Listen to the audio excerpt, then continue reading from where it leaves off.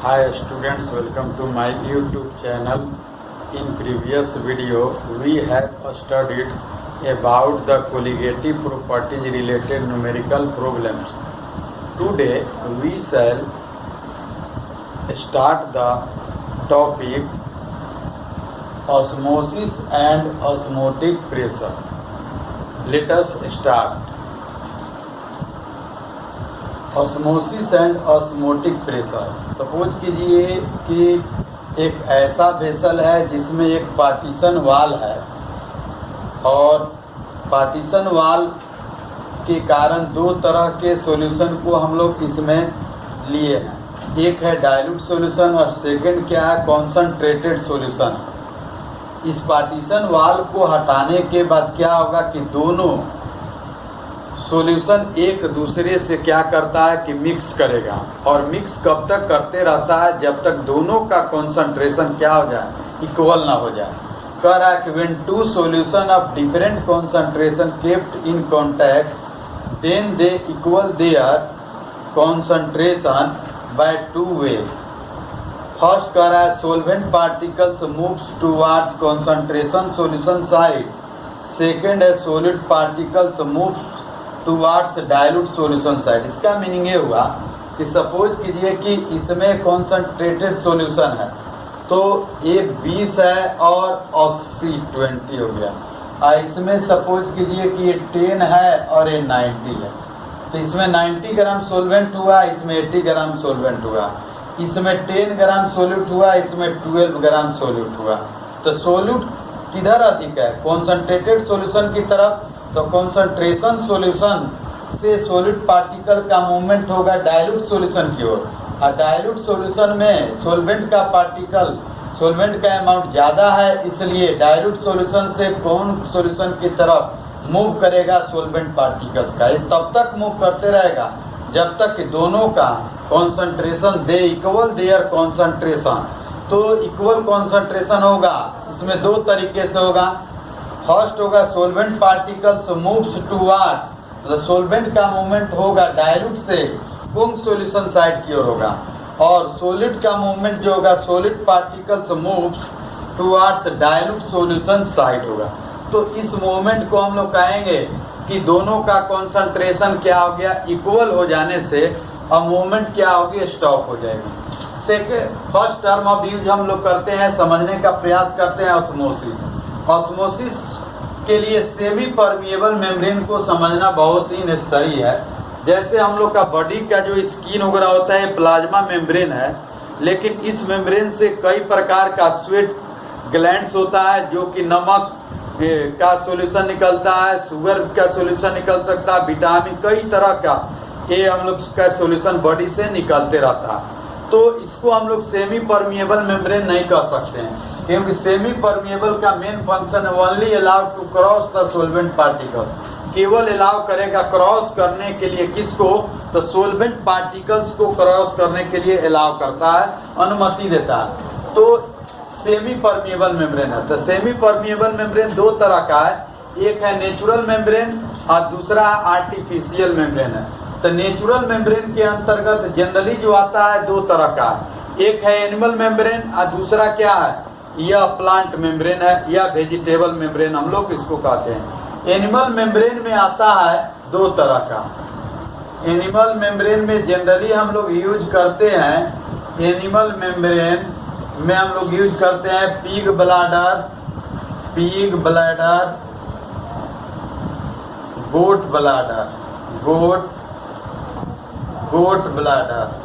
ये दो सबसे इम्पोर्टेंट है, इसका यूज करते हैं। ये केवल अलाउ करता है सोल्वेंट पार्टिकल को मूव करने के लिए, बाकी सॉलिड को निकलने नहीं देगा। हाँ, सोल्वेंट पार्टिकल को निकलने देगा, इसका मीनिंग ये नहीं हुआ कि केवल एक ही तरफ के किसी भी सोल्वेंट पार्टिकल को मूव करेगा, नहीं, कि इधर से भी सोल्वेंट को मूव करने दे सकता है, इधर से भी।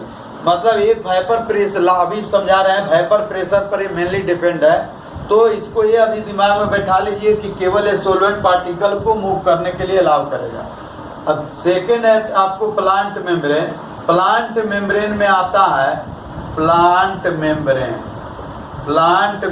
में हम लोग ले सकते हैं सेलोफान होगा, सेलोफान हो गया, पार्चमेंट पेपर हो गया, पार्चमेंट पेपर या पार्चमेंट मेम्ब्रेन, पार्चमेंट पेपर हो गया, इस तरह का। ये केवल अलाउ करता है सोल्वेंट पार्टिकल्स को। अब समझिए कि सेमी परमिएबल पार्टीशन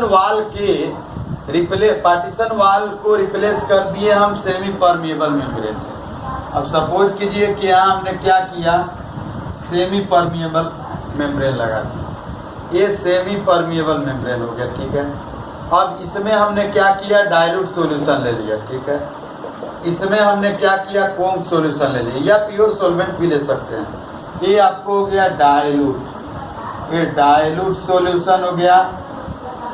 ये हो गया आपको कोंग सॉल्यूशन हो गया, कोंग सॉल्यूशन हो गया। इसका वेपर प्रेशर जो होगा, मोर वेपर प्रेशर होगा। बताए थे कि प्योर सॉल्वेंट या जिसमें सॉलिड पार्टिकल्स लेस अमाउंट में होगा, उसका वेपर प्रेशर क्या होगा, कम होगा।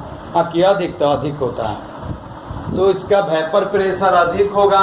और सॉल्यूशन है तो इसका वेपर प्रेशर जो होगा ये क्या होगा, लो वेपर प्रेशर होगा। इसका लो वेपर प्रेशर, इसका मोर। अब क्या करता है कि ये सेमी परमिएबल मेम्ब्रेन, इसको हमने SPM से अटैच कर दिया। अब क्या होगा, डाइल्यूट सॉल्यूशन में सॉल्वेंट अधिक है, या जो प्योर वाटर है इसका मूवमेंट इधर होने लगेगा।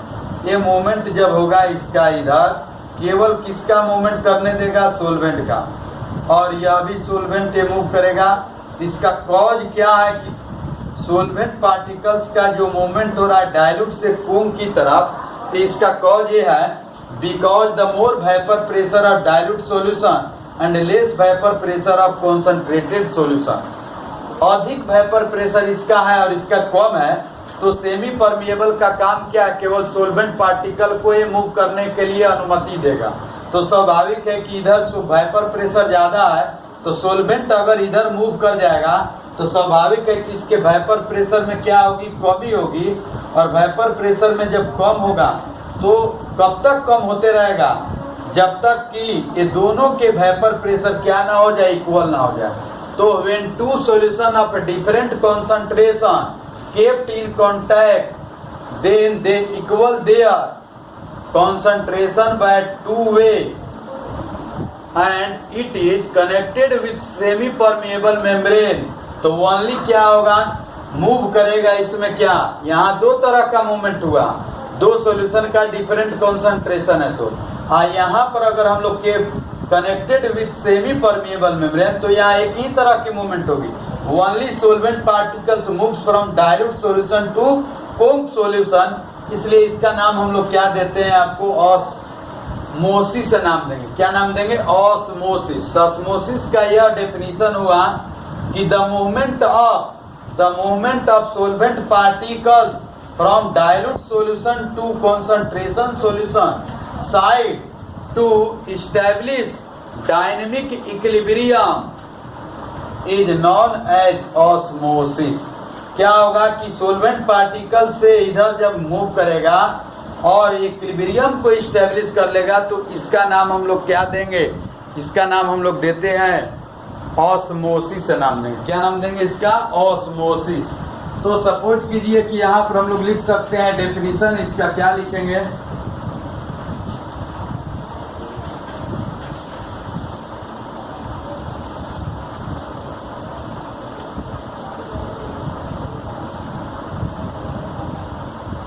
लिखेंगे the movement of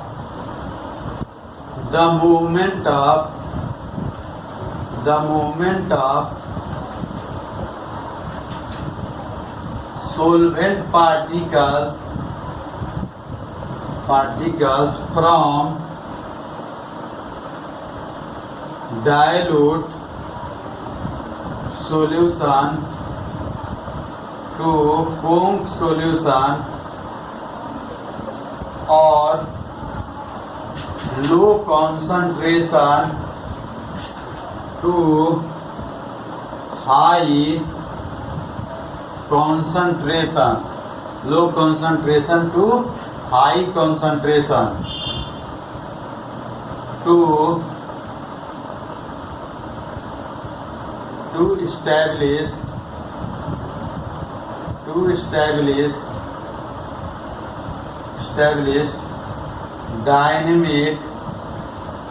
dynamic equilibrium is known as osmosis। जब डायनेमिक इक्विलिब्रियम स्टेबलिश हो जाएगा तो यहाँ पर क्या होगा, इसको हम लोग कहेंगे कि ऑस्मोसिस प्रोसेस होगा। मतलब सोलवेंट पार्टिकल्स का मूव होते रहे। कब तक मूव होगा? जब तक यह डायनेमिक इक्विलिब्रियम स्टेबलिश नहीं होता। जैसे ही स्टेबलिश होगा तो दोनों तरफ के दोनों सॉल्यूशन के कॉन्सेंट्रेशन इक्वल हो जाएगा और वेपर प्रेशर दोनों का इक्वल हो जाएगा, तो सोलवेंट पार्टिकल्स का कोई मूवमेंट नहीं होगी। तो फर्स्ट डायग्राम और सेकंड डायग्राम दोनों में डिफरेंस यही है कि वहां पर पार्टीशन वाल है, किसी भी प्रकार का केबल हटा दिए, दोनों सॉल्यूशन एक दूसरे में मिक्स होने लगा। लेकिन यहाँ पर क्या किया गया, पार्टीशन वाल is replaced through semi permeable membrane. तो इसमें दो तरह की मूवमेंट नहीं होगी, इसमें एक ही तरह की मूवमेंट होगी।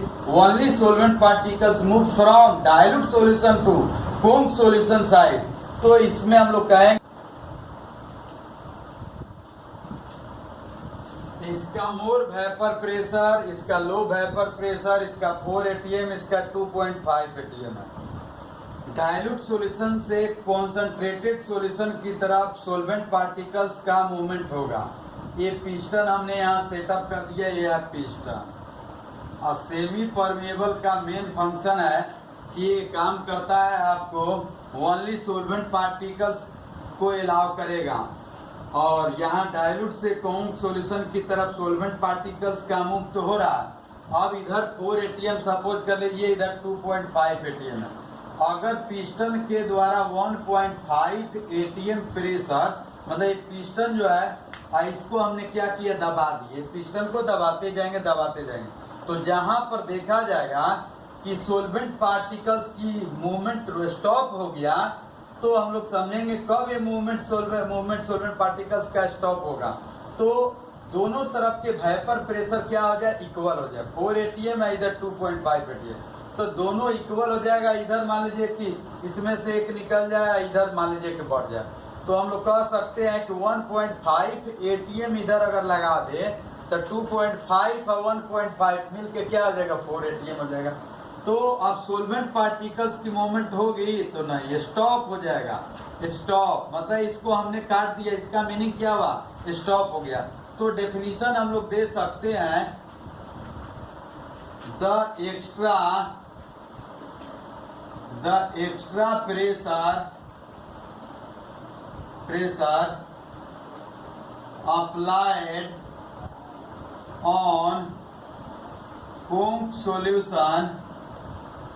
Combs solution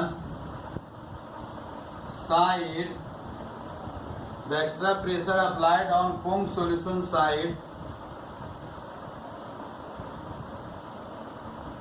through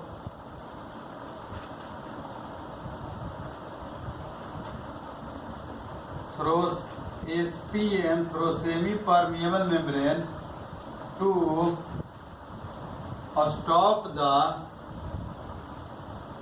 osmosis process is known as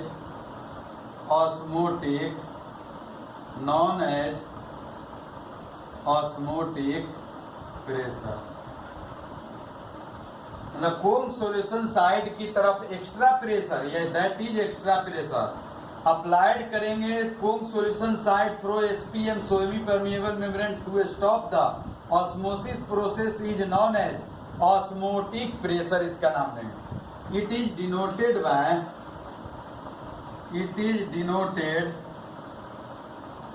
denoted, इसको हम लोग कहेंगे क्या, ऑस्मोटिक प्रेशर कहेंगे। ये ओपी होगा ऑस्मोटिक प्रेशर, इसको डिनोट करते हैं पाई के द्वारा।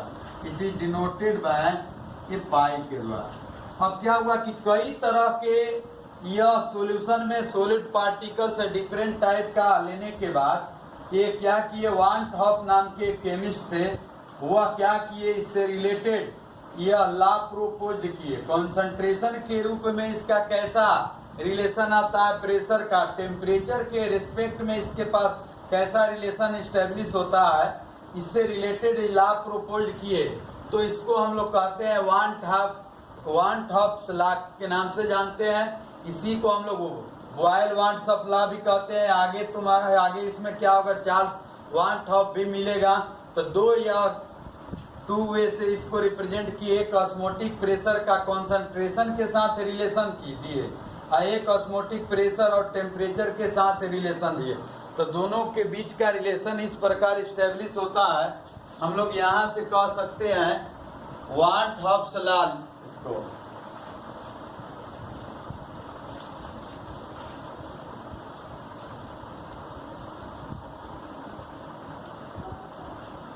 वान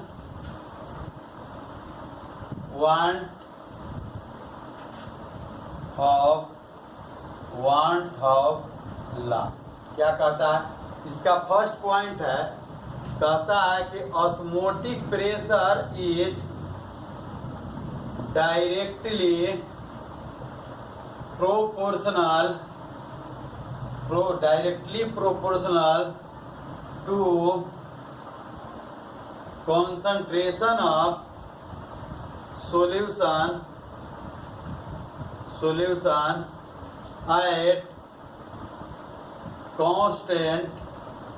at constant temperature।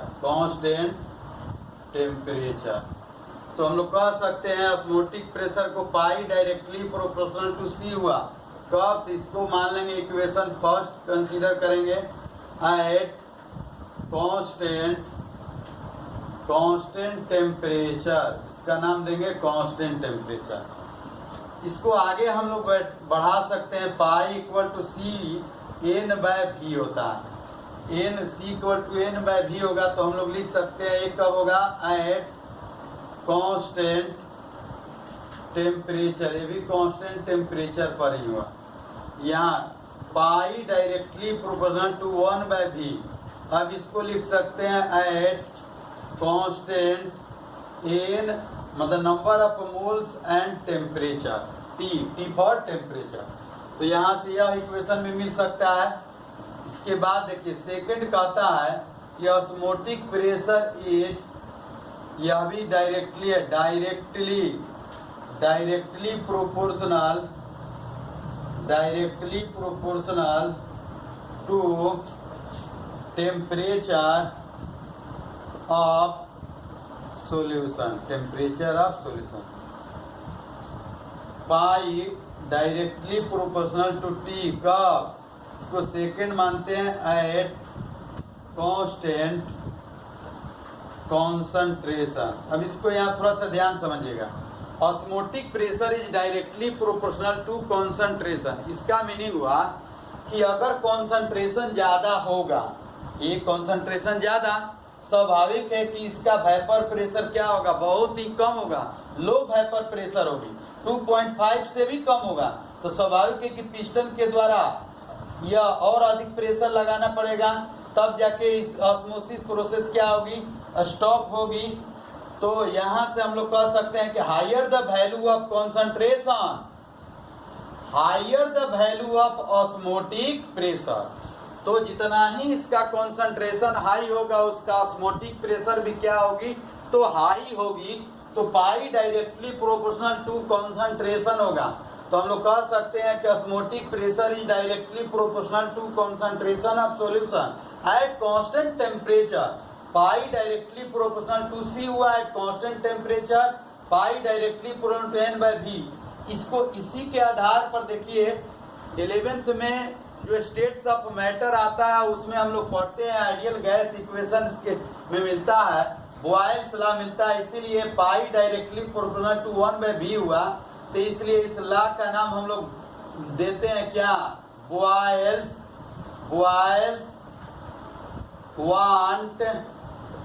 Want hop law के नाम से भी जानते हैं। इसको कहेंगे बॉयल वांट हॉप लॉ, और इसका नाम देंगे चार्ल्स वांट हॉप लॉ के नाम से इसको हम लोग जानेंगे। इसको कहेंगे चार्ल्स वान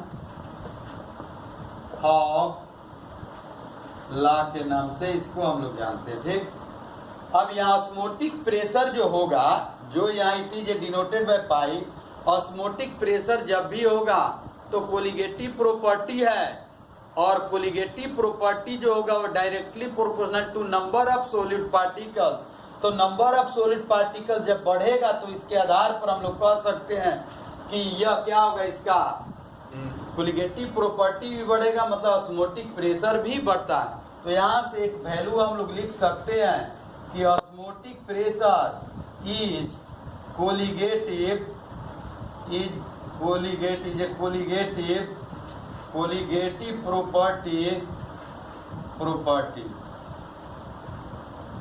प्रॉपर्टी है। यहाँ से लिखेंगे कि ऑस्मोटिक प्रेशर जो होगा या कोलिगेटिव प्रॉपर्टी जो होगी,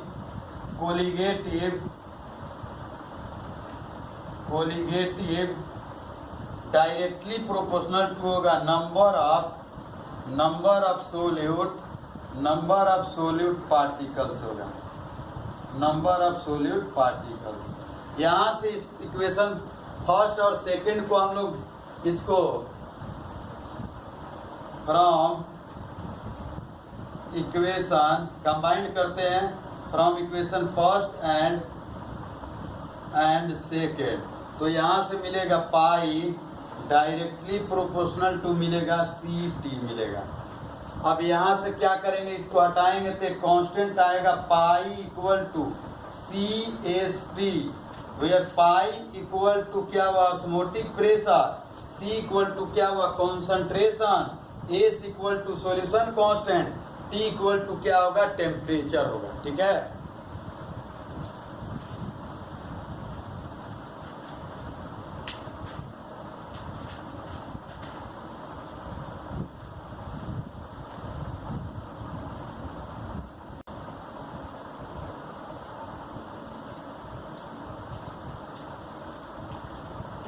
पाई equal to C S T आया,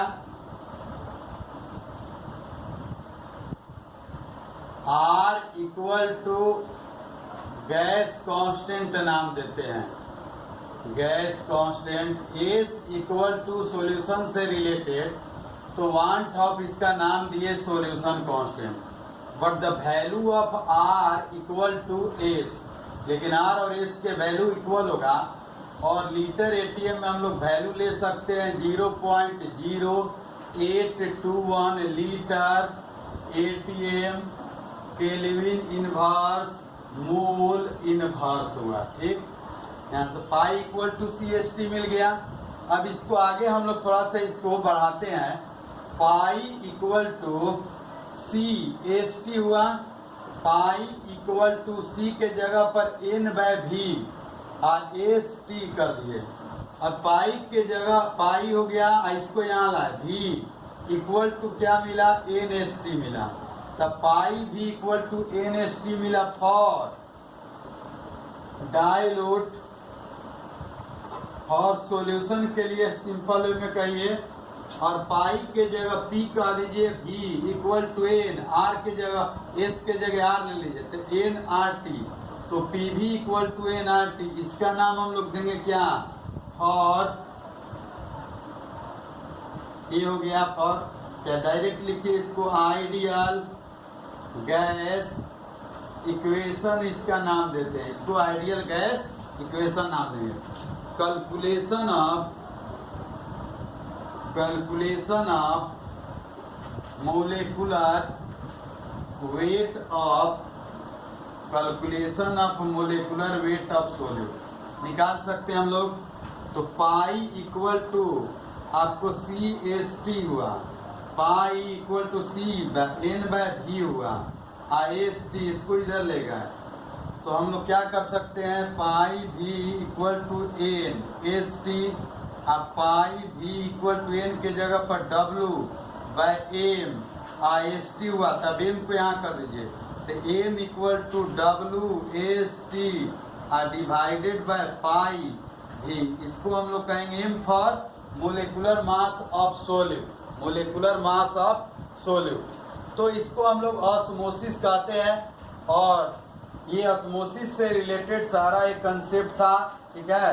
ये वान थॉप्स, इसको हम लोग वान थॉप्स बॉयल्स लॉ के नाम से जानते हैं, या बॉयल्स वान थॉप्स लॉ, क्योंकि पाई डायरेक्टली प्रोपोर्शनल टू 1/v आ गया, गैस पर लागू होगा तो बॉयल्स लॉ के नाम से होगा, और सॉल्यूशन पर लागू हो गया तो वान थॉप्स हम लोग कह रहे हैं, तो कलेक्टिवली मिला के बॉयल्स वान थॉप्स लॉ इसका नाम देते हैं। इसको हम लोग चार्ल्स वान थॉप लॉ के नाम से जानेंगे। तो ऑस्मोटिक प्रेशर का ये दो यह लॉ है कि osmotic pressure is directly proportional to concentration of solution at constant temperature, और osmotic pressure is directly proportional to temperature, और ये टेम्परेचर ऑफ सॉल्यूशन कब होगा, एट कांस्टेंट कॉन्सेंट्रेशन को क्या होना चाहिए, कांस्टेंट होना चाहिए। तो इसके आधार पर हम लोग क्या होगा, मोलिकुलर मास ऑफ सॉलिड भी निकाल सकते हैं, ठीक है। Tomorrow onwards we shall start the next topic about hypertonic, hypotonic, isotonic and examples of hypertonic, hypotonic solutions. Please subscribe my YouTube channel. Thanks.